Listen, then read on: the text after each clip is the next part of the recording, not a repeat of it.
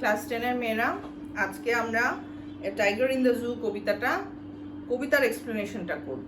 হ্যাঁ, ওইটা আমরা তোমাদেরকে আমি তো অনলাইনে বুঝিয়ে দিচ্ছি যতটুকু তোমরা বুঝতে পারো। যদি না বোঝো তোমরা আবার নিজেরা রিপিট করবে ভিডিওটা। আর যদি তোমাদের মনে হয় যে আরও কিছু তোমাদের জিজ্ঞেস করার আছে, ইউ আর অলওয়েজ ফ্রি, আমাকে ফোন করে তোমরা জেনে নেবে। আমি প্রথম কবিতাটা পড়ছি। A Tiger in the Zoo by Leslie Norris. He stalks in his vivid stripes the few steps of his cage on pads of velvet quiet in his quiet rage. He should be lurking in shadow, sliding through long grass near the water hole where plump deer pass. He should be snarling around houses at the jungle's edge, baring his white fangs, his claws terrorizing the village. But he is locked in a concrete cell, his strength behind bars, stalking the length of his cage, ignoring visitors. He hears the last voice at night, the patrolling cars, and stares with his brilliant eyes at the brilliant stars. কবিতাটা খুব সোজা, খুব simple. আর আমাদের শুধু main জিনিসটা হচ্ছে যে poetess, এই কবি কিন্তু মহিলা কবিকে আমরা বলি পোয়েটেস, POETESS। তো লেসলি নরিস উনি বাঘকে, টাইগার তো বাঘ, ইন জু মানে কি চিড়িয়াখানা, উনিও একটা বাঘকে উনি চিড়িয়াখানাতে দেখেছেন। দেখে উনি দুটোর তফাৎ, মানে একটা বাঘ চিড়িয়াখানায় থাকলে কিরকম হয় আর ও ন্যাচারাল থাকলে কিরকম হতো, হ্যাঁ, ওই জিনিসটার ডিফারেন্সটা উনি, কবিরা কি হয়, আমরা তো একটা জিনিস শুধু এমনি দেখি, ওরা আরো অনেক বেশি ডিপলি একটা জিনিস দেখতে পায়। তো ওইটা ওনার মনের মধ্যে করেছে যে উনি যেটা জুর মধ্যে আছে বাঘটা, সেই বাঘটা জুর মধ্যে না থেকে ন্যাচারাল হ্যাবিটেটে থাকলে কি, ওই যে কন্ট্রাস্টটা, এটাই হচ্ছে কবিতাটা, দুটোর যে তফাৎ। পোয়েমটা দেখো, পোয়েম সম্পর্কে প্রথম বলছে, this poem contrasts a tiger in the zoo with the tiger in its natural habitat. Natural habitat মানে ওর যেখানে থাকার উচিত, মানে জঙ্গল। তো এক কন্ট্রাস্ট, তফাৎ করা, একটা টাইগার ও জুতে আছে আর একটা টাইগার যদি ন্যাচারাল হ্যাবিটেট, দুটোর তফাৎটা কোথায় সেটা। The poem moves from the zoo to the jungle and back again to the zoo. Read the poem silently once and say which stanzas speak about the tiger in the zoo and which one speaks about the tiger in the jungle. আমরা পড়ে পড়ে আমরা দেখব এক একটা স্ট্যান্জাতে যে কোন স্ট্যান্জাতে টাইগারটা জুতে, কোন স্ট্যান্জাতে টাইগারটা জঙ্গলে। হ্যাঁ, তো কোন স্ট্যান্জাতে ও জঙ্গলে, কোন স্ট্যান্জাতে ও জুতে, সেটা আমরা পড়ে পড়ে বুঝতে পারবো। আরেকটা জিনিস আমি তোমাদেরকে সবসময় পোয়েম করাতে সময় বলি, পোয়েমের যে ভাগটাই, যে এখানে 4 লাইন করে আছে, 4 4 8 4 12 16 20 লাইনের কবিতা, 4 লাইন করে প্রত্যেকটা স্ট্যান্জাতে আছে। এই যে ভাগটা, এটাকে এতে বলে স্ট্যান্জা, পোয়েমের ভাগটাকে। আর যখন প্রোজে আমরা ভাগ করি তখন সেটা হয় প্যারাগ্রাফ। PARAGRAPH হচ্ছে প্যারাগ্রাফ, আর স্ট্যান্জা STANZA। পোয়েমের কিন্তু প্যারাগ্রাফ হয় না, এই ভুলটা তোমরা করবে না। তাহলে আমরা পোয়েমটা একটু শুরু করি। দেখো first স্ট্যান্জাটা, he stalks in his vivid stripes the few steps of his cage on pads of velvet quiet in his quiet rage. হিটা হচ্ছে দ্য টাইগার, হি স্টক্স মানে ও হেঁটে হেঁটে যাচ্ছে, ওর হাঁটাটা একটা স্পেশাল ওয়েতে হাঁটছে, এই জন্য এটাকে স্টক্স বলছে। তোমরা স্টক্সের এক্সাক্ট মিনিংটা ডিকশনারিতে নিজেরা দেখবে, আমি দেবো না। He stalks in his vivid stripes, dictionary থেকে মিনিং বের করার অভ্যেস করবে। তোমরা যদি ডিকশনারি না করো, তোমরা গুগল থেকেও করতে পারো, যেটা তোমাদের ভালো মনে হয়, কিন্তু নিজেরা মিনিং বের করবে, তাহলে মনে থাকে ভালো। He stalks in his vivid stripes, বাঘ দেখতে কিরকম, একদম ডোরা ভিভিড, মানে একদম ঝলঝল করে, ওই যে স্ট্রাইপগুলো, দাগগুলো একদম, আমাদের বাঘ দেখতে ভীষণ সুন্দর, রয়্যাল। তো ও হাঁটছে with in his vivid stripes, ওর এই যে শরীরটা নিয়ে। The few steps of his cage হচ্ছে যে খাঁচাটার মধ্যে ও আছে। তো সেই খাঁচাটা, একটা বাঘ একটা বড় অ্যানিমাল, খাঁচাটা তুমি আর কত বড় দেবে জুতে, খুব সেরকম বড় তো ওকে খাঁচাটা দেওয়া হয় না।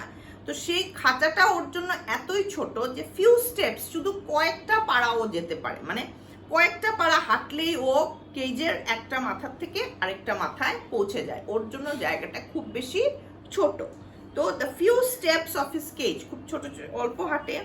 On pads of velvet quiet, on pads, ও যে হাঁটছে ওর পায়ে, বাঘের পায়ের তলাটা, আমরা বেড়ালের পায়ের তলা দেখবে, বেড়ালের সাথে বাঘের মিল আছে।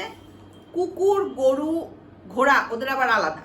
ওদের ঘোড়ার জন্য আমরা কি বলি, টকবক করে চলে, কারণ ঘোড়ার খুঁটটা শক্ত, হ্যাঁ, কিন্তু বেড়াল বা বাঘের পায়ের তলার নিচটা কিন্তু নরম, প্যাডের মতো। আমরা যে সফট তুলা দিয়ে প্যাড বানিয়ে করি, বাচ্চাদেরকে আমরা সফট ইয়েতে রাখার জন্য তুলার করি, তো সেই তুলার মতো নরম ওর পায়ের এটা, মানে ও হেঁটে গেলে আওয়াজ হয় না। বেড়াল চুরি করতে আসে যখন খাবার, উপর থেকে লাফ দেবে রান্নাঘরে এর মধ্যে, কাঠের এর মধ্যে, কিন্তু একটু আওয়াজ হবে না। কেন হবে না? কারণ ওর পায়ের তলার এটা প্যাডেড। তো এটা on pads of velvet quiet, ভেলভেটের মতো নরম পায়ের তলাটা, আর কোয়াইট চুপ, মানে হাঁটলে আওয়াজ হয় না, টক টক করে আওয়াজ হয় না, জুতোর আওয়াজের মতো আওয়াজ হয় না। ইন হিজ কোয়াইট রেজ, ও যে হাঁটছে সেই হাঁটার ওর কন্ডিশনটা, ওর মেন্টাল কন্ডিশনটা কি, সেটা হলো যে লাস্ট লাইনে কোয়াইট রেজ, ওর রেজ, রাগ, ওর ভেতরে ভেতরে ভীষণ রেগে আছে ও। কেন? কারণ ওকে বন্দি করে রাখা হয়েছে, এই যে কেজের মধ্যে, খাঁচার মধ্যে ওকে জুতে রাখা হয়েছে, এটা ওর মোটেও পছন্দের জায়গা না। তো সেখানে যে ওকে আটকে রাখা হচ্ছে, সেজন্য ও খুব রেগে আছে। কিন্তু এই রাগটা কি, কোয়াইট, চাপা রাগ, ও রাগটা প্রকাশ করছে না, মানে ঘাউ ঘাউ করে কিছু করছে না। কারণ কেন করছে না? কারণ ও জানে ও হেল্পলেস, এই কন্ডিশনটার সঙ্গে ওকে মানিয়ে নিতে হবে, এখান থেকে ও বেরোতে পারবে না। সেজন্য ও কষ্ট করে নিজেকে, এই কন্ডিশনটা যেটা ওর পছন্দের না সেটার মধ্যে ও নিজেকে মানিয়ে নেওয়ার চেষ্টা করছে। সেজন্য ওর রাগটা ঠান্ডা রাগ, আমরা রাগ বলি না, উনি রাগ করেন কিন্তু রাগটা বোঝা যায় না। কেউ আছে কি রাগ করলে চিৎকার পাৎকার করবে, তোমাদের কোনো টিচার, আমরা ধরো আমি খুব রাগ করলাম, তোমাদেরকে খুব গালাগালি করলাম, মারলাম, করলাম, এটা হলো আমার রাগটা আমি প্রকাশ করলাম। আর আরেকটা হলো আমি কিচ্ছু বললাম না, খুব চুপ করে থাকলাম, হয়তো একটা দুটো কথা খোঁচা দিয়ে বললাম, তোমরা বুঝতে পারলে বুঝলে, তোমরা বুঝে গেলে যে ম্যাডাম রাগ করেছে, কিন্তু আমি কাউকে খুব বাজেভাবে গালাগালি করছি না, কাউকে সেরকম ভাবে কোনো মারামারি করছি না, চিৎকার করছি না, কিচ্ছু না, আমি খুব নর্মাল, চুপ থেকে খুব গম্ভীর ভাবে করলাম। তখন তুমি বুঝে গেলে যে ম্যাডাম রাগ করেছে, কিন্তু ম্যাডাম রাগটা ওরকম ভাবে প্রকাশ করছে না। তো বাঘের রাগটা ওরকম হচ্ছে কোয়াইট রেজ। এই হলো আমাদের ফার্স্ট স্ট্যান্জা। ফার্স্ট স্ট্যান্জাটাতে আবার পড়ছি, দেখো, he stalks in his vivid stripes the few steps of his cage on pads of velvet quiet in his quiet rage. আশা করি ক্লিয়ার হয়েছে এই 4 লাইন। এখন এই 4 লাইনে বাঘটা কোথায় আছে? জুতে আছে না জঙ্গলে আছে? এই 4 লাইনে বাঘটা জুতে আছে। এবার আসছি আমরা পরের 4 লাইনে। He should be lurking in shadow sliding through long grass near the water hole where plump deer pass. He should be, he এখানে আবার সেই টাইগার, he should be, ওর থাকা উচিত ছিল, he should be lurking in shadow, শ্যাডোর মধ্যে lurking, আবার meaning দেখবে, ঘুরে বেড়াচ্ছে, হ্যাঁ, ছায়ায় ছায়ায়, ওর কোথায়, কিসের ছায়া? জঙ্গলে, গাছের তলায় তলায় ছায়ায়। he should be lurking in shadow, ঘুরে বেড়াবে। sliding through long grass, লম্বা লম্বা, সাধারণত বাঘ যে সব জঙ্গলে পাওয়া যায়, আমাদের বিখ্যাত ধরো আমরা এতে সুন্দরবনে রয়্যাল বেঙ্গল টাইগার পাওয়া যায়, সেখানে এক ধরনের ঘাসই আছে, লম্বা একদম, আমার মতো লম্বা মানুষের চেয়েও লম্বা ঘাসগুলো, হ্যাঁ, 6 ফিট 7 ফিট লম্বা ঘাস, সেই ঘাসগুলোকেই বলে সুন্দরী ঘাস। সুন্দরবনের ঘাসটার মধ্যে বিশেষত্ব কি, ঘাসটার রংটা, ঘাসটা যখন এমনিতে তো সবুজ, যখন শুকিয়ে যায় তখন হলুদ আর কালো হয়ে যায়, দেখতে একদম বাঘের, রয়্যাল বেঙ্গল টাইগারের রঙের মতো। কেন? এত লম্বা ঘাস আর রয়্যাল বেঙ্গল টাইগারের গায়ের রঙের মতো হলে কি হবে? ঘাসের ফাঁকে বাঘটা লুকিয়ে থাকলে কেউ দেখতেই পারবে না যে বাঘটা এখানে আছে, হঠাৎ ঘোঁ করে লাফ দিয়ে বেরিয়ে আসতে পারে। তো এই যে এইরকম লম্বা ঘাস, যে বাঘ যেসব জঙ্গলে থাকে সেই সব জঙ্গলে ওরকম লম্বা ঘাস থাকে, সেই ঘাসের ফাঁকে বাঘ কিন্তু লুকিয়ে থাকে, এটা বাঘের স্বভাব। ও ওই ঘাসের লুকিয়ে থাকার থেকে বেরিয়ে এসে ও শিকার করে, এবং সে সাধারণত বেশি কি শিকার করে খায়? সে হরিণ শিকার করে খায়। তো বলছে স্লাইডিং থ্রু লং গ্রাস, ওই লং গ্রাসের চিপায় স্লাইড করে ফাঁকে ও থাকবে। Near water hole, water hole থাকে। ওয়াটার হোল হচ্ছে বড় বড় মানে এর মতো, কি বলবো, পুকুরের মতো, হ্যাঁ, সেগুলো ম্যানমেডও হতে পারে। সুন্দরবনে তোমরা কখনো বেড়াতে গেলে দেখবে, আমরা দেখে এসেছি সেটা। ওয়াটার হোল আর্টিফিশিয়ালি বানিয়ে দেওয়া হয়েছে। ওয়াটার হোল মানে জাস্ট জলাশয় আর কি, হ্যাঁ, সেটা ন্যাচারালিও হতে পারে, আবার অনেক সময় ফরেস্ট ডিপার্টমেন্ট থেকেও তৈরি করে দেয়। তো ওয়াটার হোলগুলো কি, সেগুলোতে জল জমে, বর্ষার দিনে জল জমে, শীতকালেও যাতে মোটামুটি কিছুটা জল থাকে, কারণ প্রত্যেকটা পশুর জল পিপাসা পায়, তো ওকে জল খেতে হবে। তো ওই ওয়াটার হোলে সে এসে জল খায়। তো এখানে কি হয়, সাধারণত এই ওয়াটার হোলগুলোর পাশে হরিণরা ঝাঁকে ঝাঁকে আসে, এসে জল খেতে আসে হরিণরা। হরিণদের জল খাওয়া যদি তোমরা দেখো কখনো, তাহলে দেখবে হরিণরা জল খায় আর কানটা এরকম খাড়া করে করে একটু পরপর পিছন দিকে ওরা করতে থাকে। মানে ওদের মধ্যে ভয় থাকে যে আমরা যে জল খেতে এসছি এত এক ঝাঁকে, যে কোনো সময় আমাদেরকে বাঘ হামলা করতে পারে। ওরা জানে সবাই নিজেকে বাঁচানোর বুদ্ধি চায়, তো এরকম করে দেখতে থাকে। কারণ বাঘ ওই ঘাসের জায়গা থেকে হঠাৎ দৌড়ে এসে ওই জল খাওয়ার হরিণের ঝুন্ডার থেকে হরিণ শিকার করে সে ওর খাবারটা জোগাড় করে নেয়। তো ওই ওয়াটার হোলের পাশে সেই জন্য বাঘকে পাওয়া যায়। So near the water hole where plump deer pass. Plump মানে মোটা সুটা, হ্যাঁ, প্লাম্প। তো ডিয়ার যত স্বাস্থ্যবান হরিণ হবে, বাঘ সেটাকেই ধরতে চাইবে, কারণ তাহলে ওর অনেকটা মাংসও পাবে, তাই না? তো ওই যেখানে এই ওয়াটার হোলের পাশে যে ঘাসের ওয়াটার হোলের পাশে ঘাস থেকে বাঘ বেরিয়ে এসে কি করে, প্লাম ডিয়ার যেখানে জল খেতে আসে ওইখানে এসে বাঘকে হরিণকে শিকার করে। তো এটাই হচ্ছে নর্মাল, মানে একটা বাঘের এটা হচ্ছে ওর ন্যাচারাল লাইফ। তাহলে সেকেন্ড স্ট্যান্ডাতে আমরা বাঘের ডেসক্রিপশনটা কি পাচ্ছি, জাঙ্গলে, ওর ন্যাচারাল হ্যাবিটেটে, ঠিক আছে? এই হলো আমাদের সেকেন্ড স্ট্যান্ডা। আমি পড়ছি, দেখো সেকেন্ড স্ট্যান্ডাটা ক্লিয়ার হলো কিনা। He should be lurking in shadow, sliding through long grass near the water hole where plump deer pass. হলো। এবার আসছি আমরা থার্ড স্ট্যান্ডার্ডে। He should be snarling around houses at the jungle's edge, baring his white fangs, his claws terrorizing the village.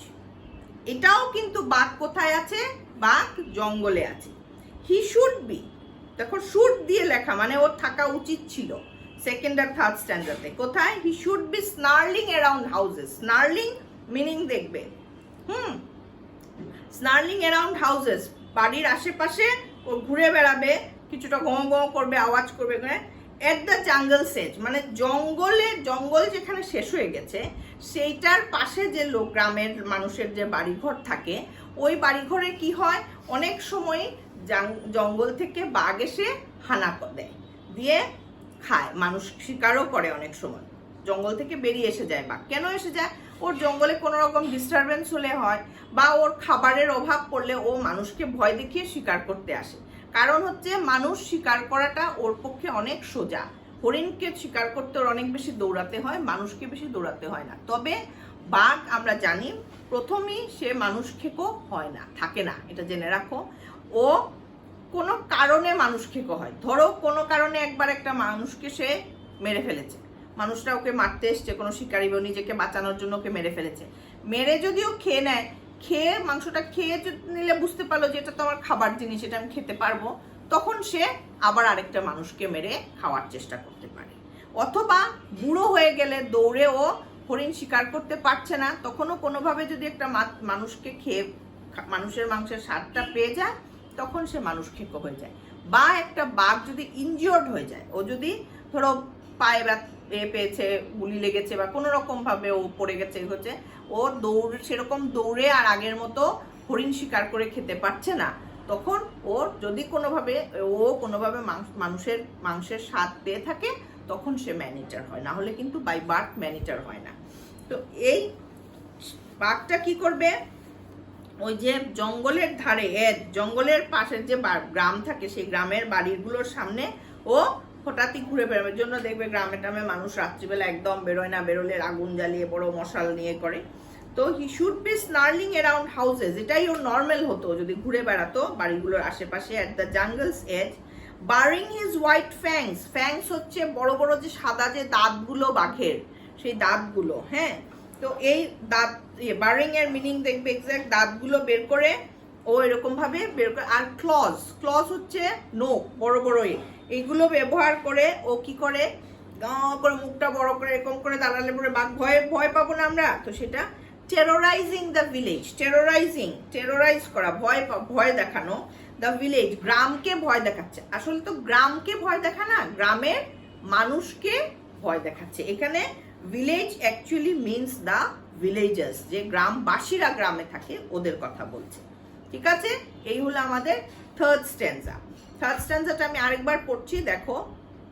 He should be snarling around houses at the jungle's edge, baring his white fangs, his claws, terrorizing the village. হলো? তো আমরা এখন 3টে স্ট্যান্জা করলাম আজকে। Next ক্লাসে আবার 2টো স্ট্যান্জা করে আমি সামিং আপ ডিসকাশন করে তোমাদের পোয়েমটা শেষ করে দেব।